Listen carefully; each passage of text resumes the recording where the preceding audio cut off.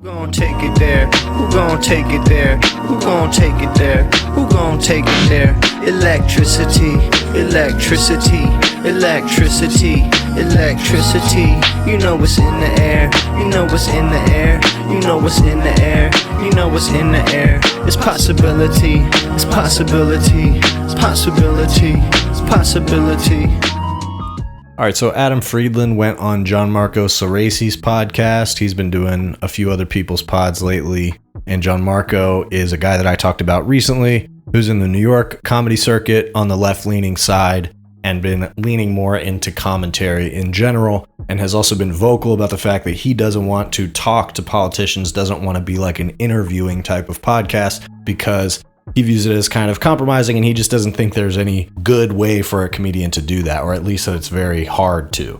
So that's kind of what him and Adam talk about here, and Gianmarco really voices the best critique that I've heard so far of Adam Friedland's interview style, which I think by now has been pretty widely seen, and there's a lot of merit to his interview style, but I've criticized him that when he's interviewing some of these right-wing figures like Michael Knowles, really detestable people, or even Gavin Newsom, while the interview style that he has is entertaining and sometimes undermines their comfortability or their narrative, he also kind of humanizes them a lot, and specifically in the case of Michael Knowles, I pointed that out.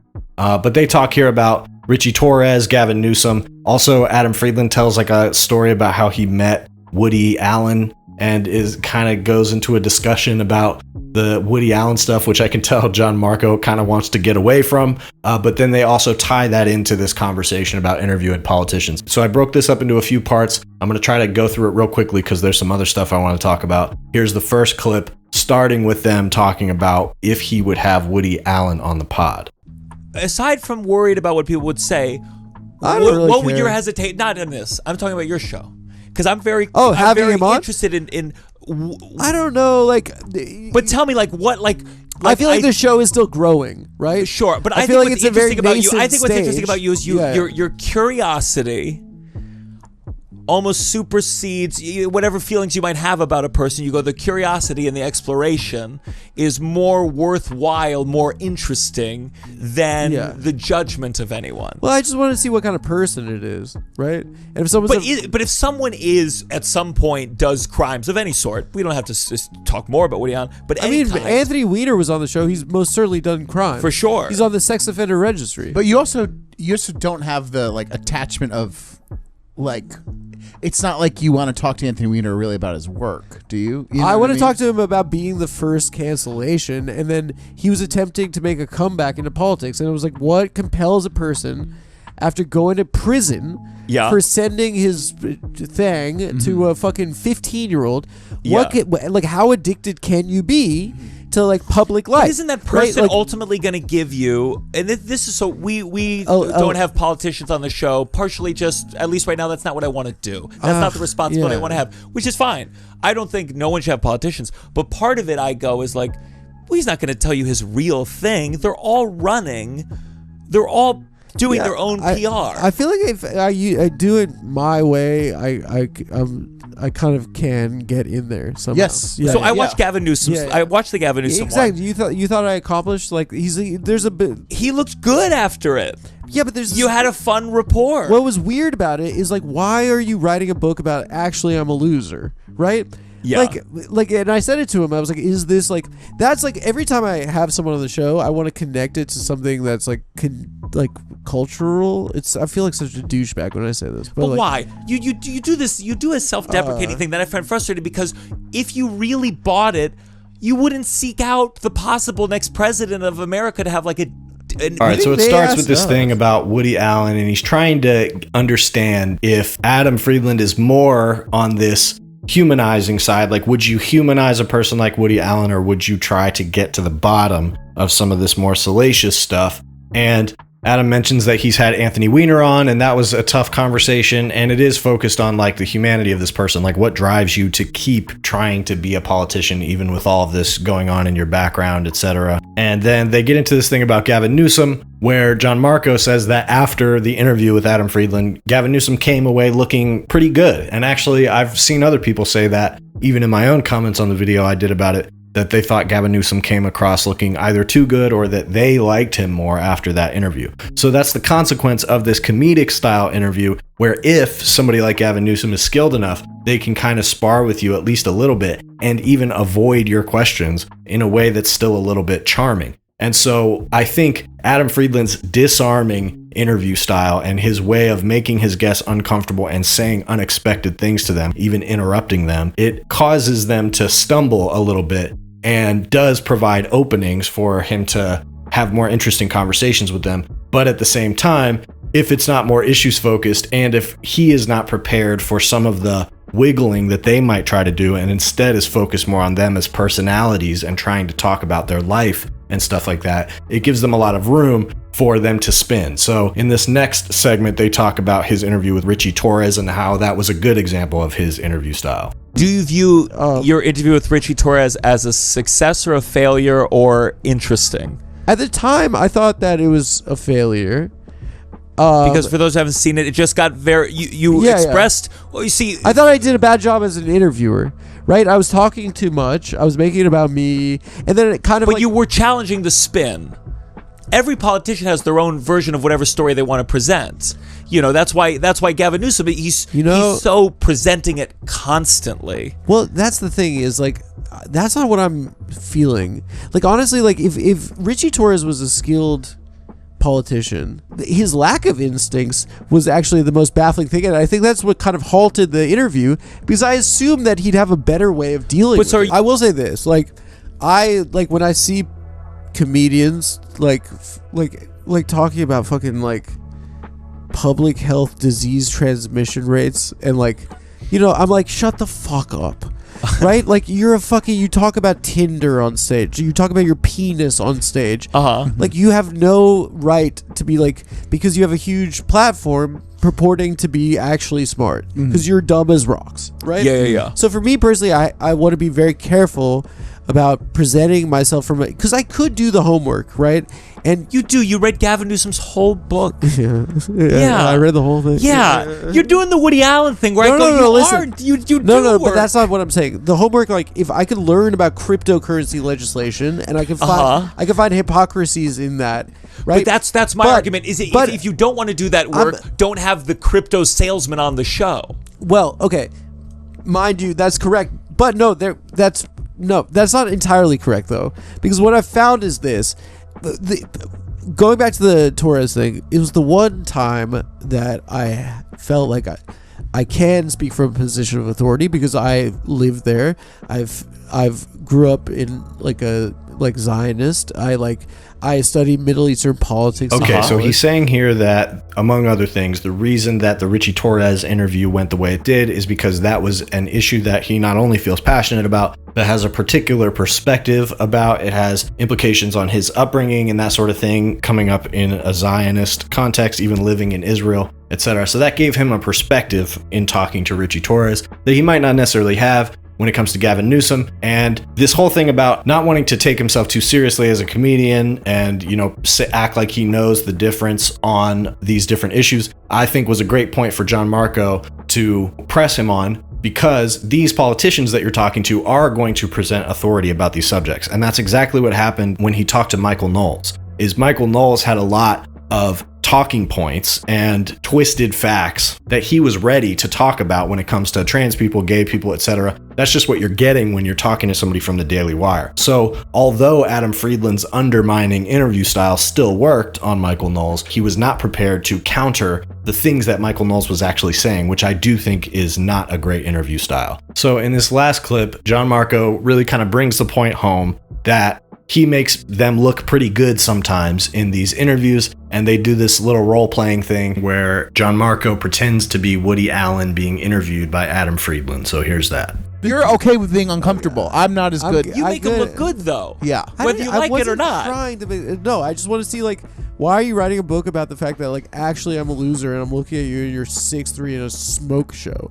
I'm like, yeah. Like, why is that what a politician's doing right now before he announces he's running for president? He's like, actually, I'm illiterate and I was a fucking loser growing up. And that's all funny and interesting. It's weird. But he would love when he decides to do something overseas that's horrible, or when he decides to walk back trans rights, he would love for the main conversation to be, you're right, I'm kind of shit on myself, but I'm pretty handsome. And that's the problem that I struggle with, where you're right, that is an interesting conversation. That is funny. But then they want that. Any politician would love for the conversation to be how charming they are, or silly, I asked him or why goofy. he's running, and he's like, I don't know. Yeah, he I mean, I don't know if that bodes well for him. I was like, I said, what? Like, if you say vote for me and then you get X, as like a transactional kind of agreement, what is that thing? And he's like, I don't know. This is fun people acting. Culturally, I'll be Woody. You interview me about my pedophilia charges. It should, culturally speaking, like that's what you're thought of as, right? Do you think that it's unfortunate? Yeah. You can't control what other people think. Does I just that, keep making as my a art. human being, does that torment you, or is that something you're fine with? Could you answer for me? Joe, she's there too. Come on, she's there too. Okay. It does. At a certain point, I let go. I can't control what other people think. Yeah. But like literally that one thing. I mean, when it's the worst thing. It's the worst thing you could be, right? Of course. Like that's if why Tony Soprano was a pedophile, right? No one would be like, "Oh, he molested that baby," but that's what the boss has to do. We watched Tony Soprano kill 1,000 people, and like we were like, "That's what the Don has to do."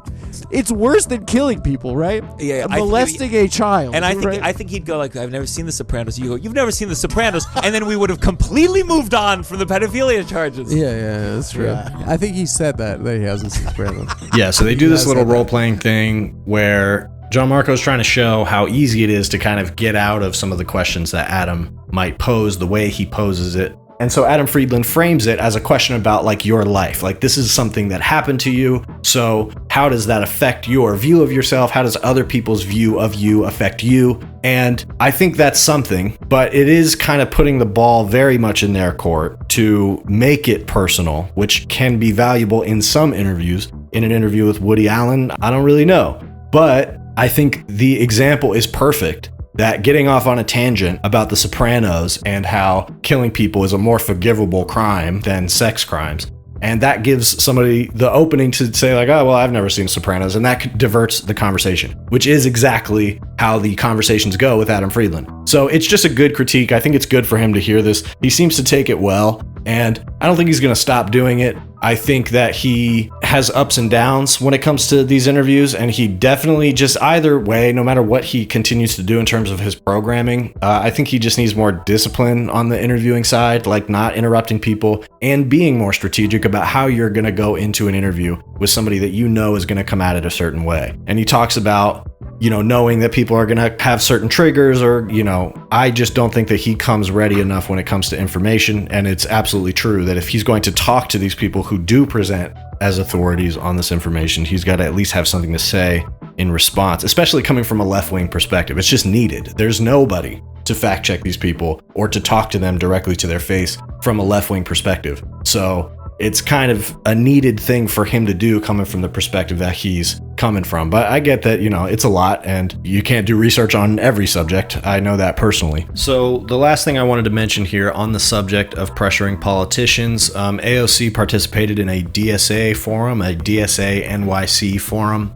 And at this forum, she committed to a couple positions on Israel, which she had not committed to in black and white previously, which does mark a moment of her signaling that she wants DSA's support, even though she doesn't necessarily need it when it comes to winning her seat again, her re-election. So she said that she will support a full arms embargo on Israel, including so-called defensive weapons. Now, this is a question that was posed to her. She was asked if she would support arms to Israel. She said she will not. And then somebody wanted to clarify if she will not support offensive and defensive weapons to Israel, because there has been a vote regarding that in the past, which I'll get to in a second.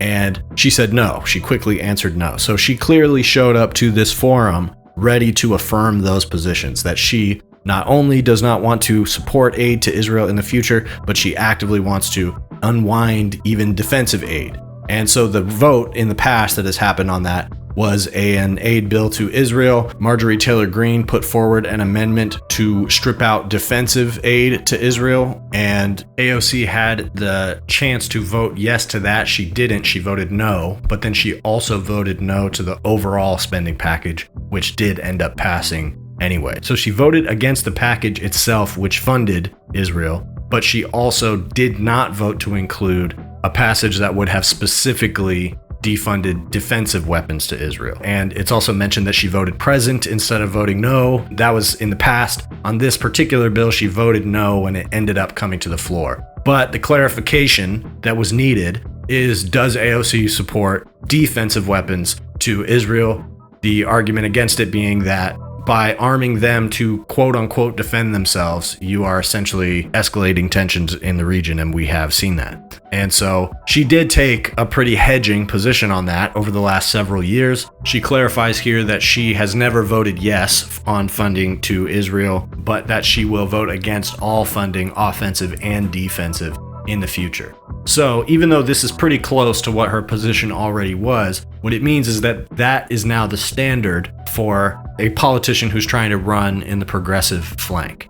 And getting in on that early, and also this specific moment, I think was wise of her, because right now is the moment where people understand the best how voting against funding for Israel at all is imperative to the American fabric. They've dragged us into a war. And so even the idea of voting against defensive funding for them is, I think, something that a lot of Americans would get on board with. So it's a good time to come out with this position. This also means that she is going to get hit hard by AIPAC and all the PACs from now up until the election. It's going to be relentless, both in her own race, although she's going to win that, but also whatever comes after that. She's going to be hit with a steady barrage of attacks. Even though that already happens with her, she is now showing that she is signaling for political support beyond just winning re-election for her seat, because she doesn't really need DSA's support to get that seat, to win re-election in her seat. And they have actually revoked their support for her already in the past over these Israel votes. So this was a signal specifically to DSA that she wants to work with them